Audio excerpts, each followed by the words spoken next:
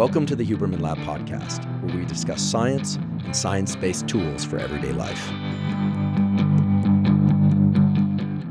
I'm Andrew Huberman, and I'm a professor of neurobiology and ophthalmology at Stanford School of Medicine. Today is an Ask Me Anything episode, or AMA. This is part of our premium subscriber channel. Our premium subscriber channel was started in order to provide support for this standard Huberman Lab podcast, which comes out every Monday and is available at zero cost to everybody on all standard feeds, YouTube, Apple, Spotify, and elsewhere. We also started the premium channel as a way to generate support for exciting research being done at Stanford and elsewhere, research on human beings that leads to important discoveries that assist mental health, physical health, and performance. I'm also pleased to inform you that for every $1 the Huberman Lab Premium channel generates for research studies, the Tiny Foundation has agreed to match that amount. So now we are able to double the total amount of funding given to studies of mental health, physical health, and human performance. If you'd like to subscribe to the Huberman Lab Podcast Premium channel, please go to hubermanlab.com/premium. It is $10 a month to subscribe, or you can pay $100 all at once to get an entire 12-month subscription for a year. We also have a lifetime subscription model that is a one-time payment. And again, you can find that option at hubermanlab.com/premium. For those of you that are already subscribers to the premium channel, please go to hubermanlab.com/premium and download the premium subscription feed. And for those of you that are not Huberman Lab Podcast Premium subscribers, you can still hear the first 20 minutes of today's episode and determine whether or not becoming a premium subscriber is for you. And now, without further ado, I will answer your questions. And as always, I will strive to be as thorough as possible, as clear as possible, and as concise as possible. Our first question is about abstaining from thoughts. And in answering this question, we're going to skirt right up against a topic that I've covered before on the podcast, which is obsessive compulsive disorder, which is a very serious disorder. I mean, it can have a range of severity, but people with true OCD suffer a lot from obsessions.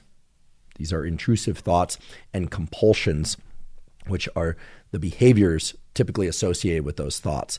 I think it's really important that we define OCD really clearly so that we can make sure that we're talking about intrusive thoughts and the desire to abstain from thoughts versus OCD and where there might be some overlap there. The functional definition of OCD that really pertains to the disorder, obsessive compulsive disorder, OCD, as opposed to, we call people neurotic, or we say you have OCD, or I'm so OCD about this or OCD about that. That's become kind of common use of the acronym OCD. But true OCD is a situation in which the engaging in a particular compulsive behavior does not serve to reduce the intensity or the frequency of the obsessions. In fact, it makes it worse. Okay, so the typical thing that we hear these days is, oh, you're so OCD, or he's so OCD, or she's so OCD, or I'm so OCD. Now, if someone is OCD in that sense, okay, so not the clinical disorder, but OCD in the sense that, they're really clean, they're really fastidious, they need everything perfect. However, that person can achieve some level of calm and comfort that's fairly long-lasting if everything's clean and perfect. Well, then that's not obsessive compulsive disorder. This is really important to understand as we venture into answering the question about intrusive thoughts and the desire to abstain from certain thoughts. A person with true OCD will keep cleaning and cleaning, or washing their hands, or arranging things at perfect right angles. But the more they do it, the more their anxiety goes up. A person who has more typical, we don't really even have a language for this nowadays, unfortunately, but the sort of person that's extremely particular, they need things a certain way, and they're very driven to resolve things and do things to make sure that things are done in a certain way or handled in a certain way.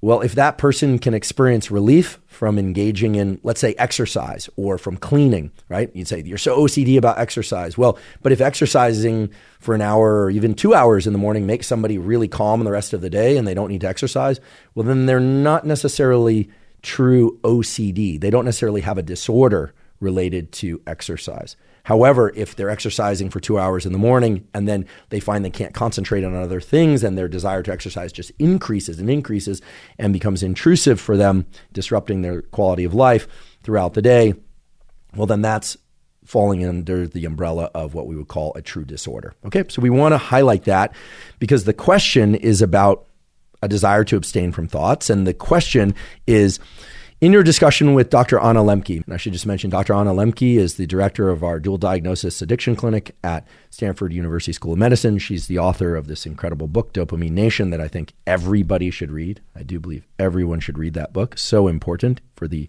addict and non-addict alike, because it deals with basically the state of our life nowadays. We're living in this dopamine-rich world where we can quickly become dopamine depleted, which is terrible, leads to depression, in addition to things like addiction in some folks, et cetera. Anna was a guest on the podcast. You can find her episode at hubermanlab.com. Just put Anna. I think she's the only guest we've had thus far whose name is Anna, so it'll just pop up there. The entire website is searchable, but if you want to listen to that episode or watch that episode, you can access it at hubermanlab.com.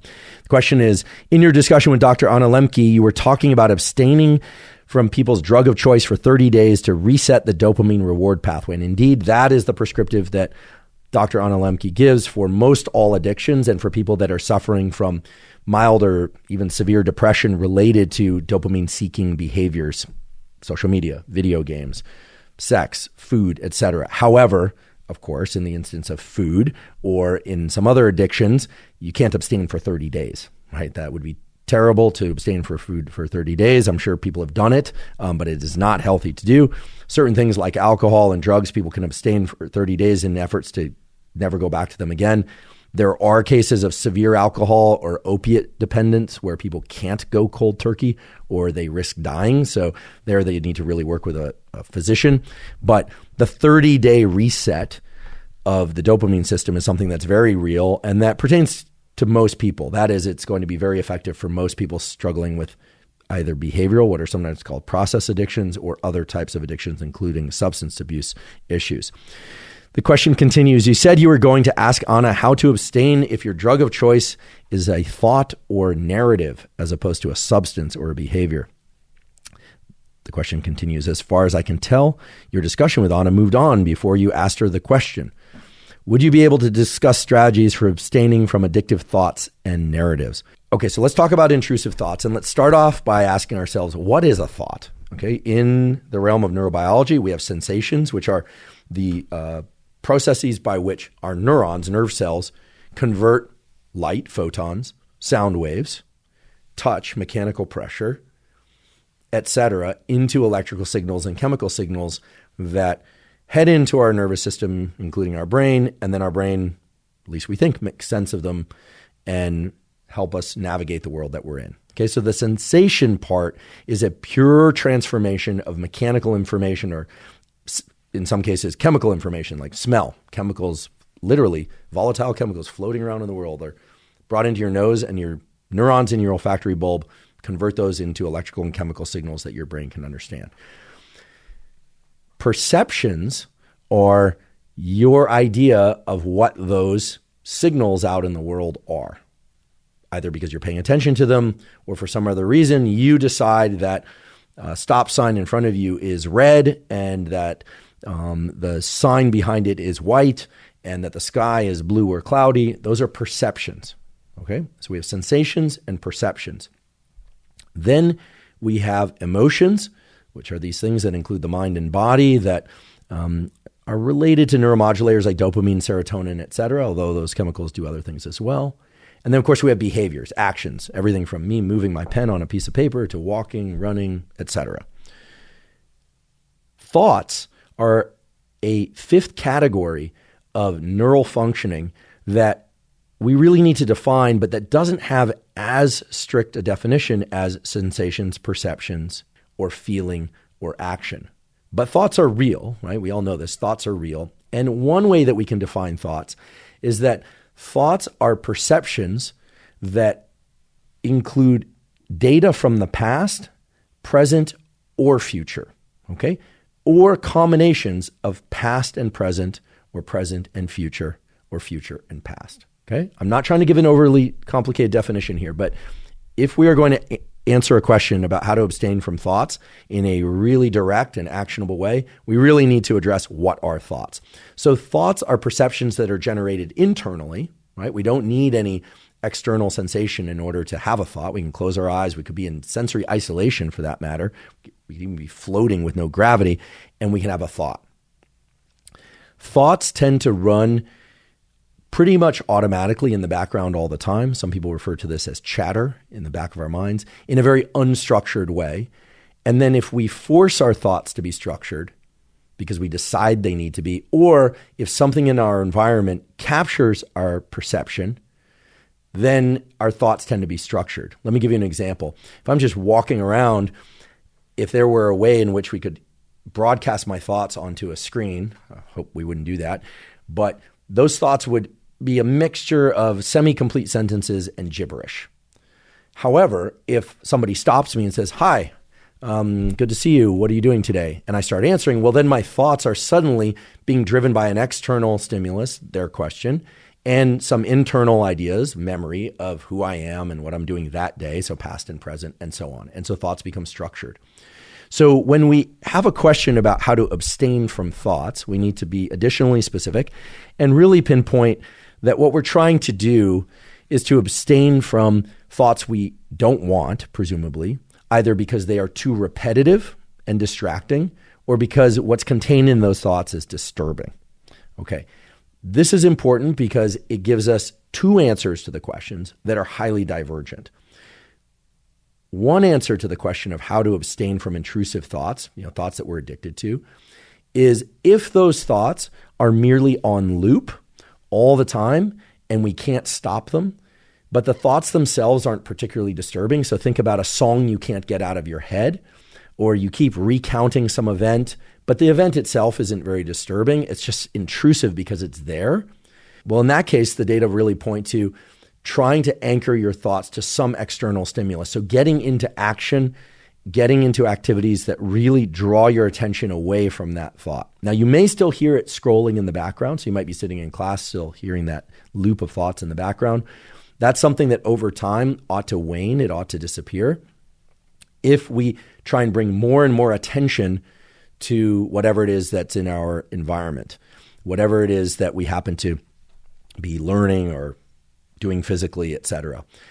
Things like mindful meditation, doing a 10 or even just 5 minute a day practice of sitting with eyes closed or lying down with eyes closed and really focusing on one's breath, focusing one's attention on sometimes it's called the third eye center, but in science we'd say just the region right behind the forehead. You're directing your attention there, has been shown to increase focus for singular topics and can improve memory and do a bunch of other things as well. Those are data from Dr. Wendy Suzuki's lab at New York University. She was a guest on the podcast as well. My laboratory has run studies on mindful meditation as well.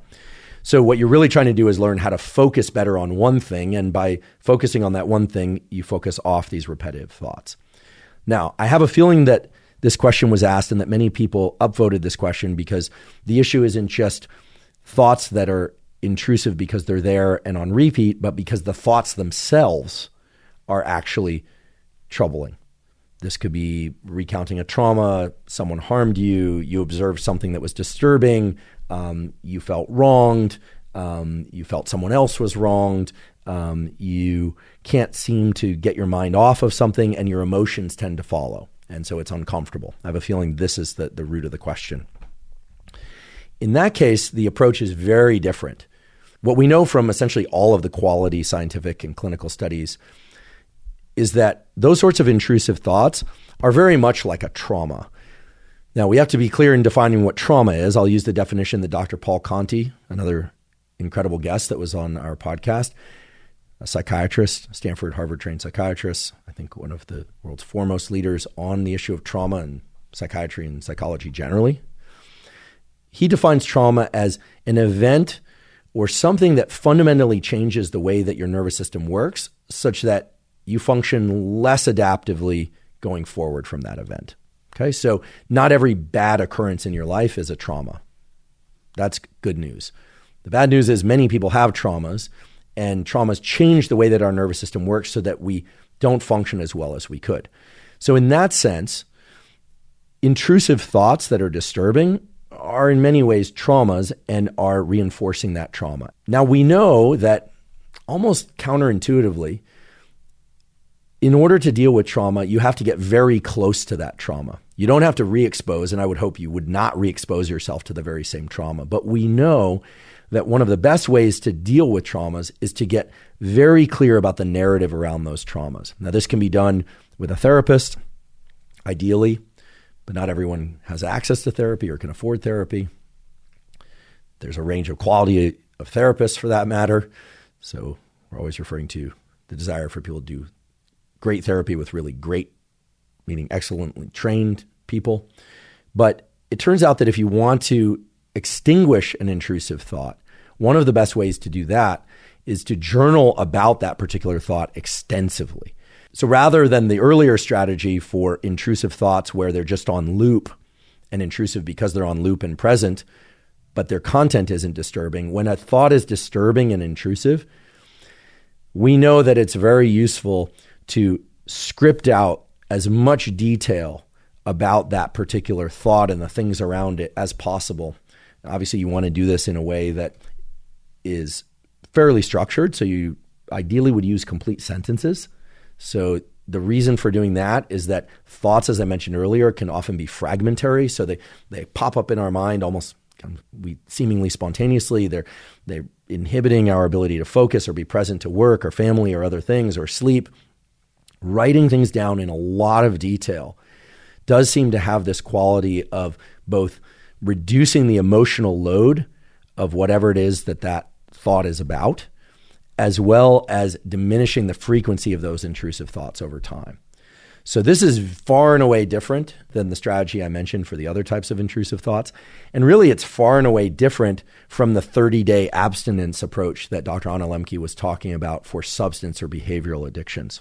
Now, of course, this process of abstaining from thoughts or removing the addictive nature of certain thoughts can definitely take some time. So a good example there would be superstitions. I'll come clean here, and I've talked about this before on a few podcasts, that when I was in college, I developed a sort of knock on wood superstition. Anytime I'd say something that I didn't want to happen or did want to happen, I'd say knock on wood, and I'd knock on wood. And then I started suppressing the behavior, mostly because it was a little embarrassing. And then I started just telling myself in my head, knock on wood, knock on wood, knock on wood. And it was clearly a little bit of an OCD type thing. But again, OCD in air quotes here. I think it qualified as OCD in the sense that the more I did it, the more I wanted to do it. So I needed to go cold turkey on the thinking, but how can you go cold turkey on a thought? You couldn't. What I was told to do and what worked very well for me was to just write down the worst possible outcome that I was concerned about. So to really get close to the nature or the underlying basis of that intrusive thought. And I raise this because a lot of times the intrusive thought is not, okay, I'm thinking about a car accident, or I'm thinking about a breakup, or I'm thinking about an exam that I have. That can be intrusive, but a lot of times it's some kind of nebulous, abstract set of words or ideas or images around something that happened that we saw or heard or experienced. And by putting a lot of clear structure to what the thought is exactly, and to putting some thought and structure onto paper about what that pattern of not healthy thinking relates to, people often achieve tremendous relief in a fairly short amount of time. Sometimes just in one session of writing it down, sometimes they need to write it down multiple times. What you're essentially trying to do with a intrusive thought or a trauma of any kind is you're trying to turn a disturbing story, that is a story that evokes a lot of emotion and captures, it kind of hijacks your nervous system, into what is essentially a known but repetitive and kind of old, boring story where the emotional load has been depleted. And there, of course, I have to highlight the fact that getting sufficient rapid eye movement sleep, we also know, is very important for removing the emotional load of traumatic experiences and intrusive thoughts. So you really want to strive to get the best possible sleep you can that includes sufficient rapid eye movement sleep. And we have multiple zero-cost resources for that at hubermanlab.com. We have the episode on Master Your Sleep. We have the episode on Perfect Your Sleep. We have the Toolkit for Sleep, all of which are time-stamped and all of which can be accessed completely zero cost to try and get your sleep as good as possible, including lots of rapid eye movement sleep. So in order to remove intrusive and addictive thoughts, ask yourself, is this OCD of the classic sense? If it is, you should see a psychiatrist. They won't necessarily prescribe medication, but there are tools for true OCD that are very effective in many cases. And we did the episode on OCD, which I invite you to listen to as well. you want to ask yourself, are the thoughts disturbing or merely intrusive and repetitive?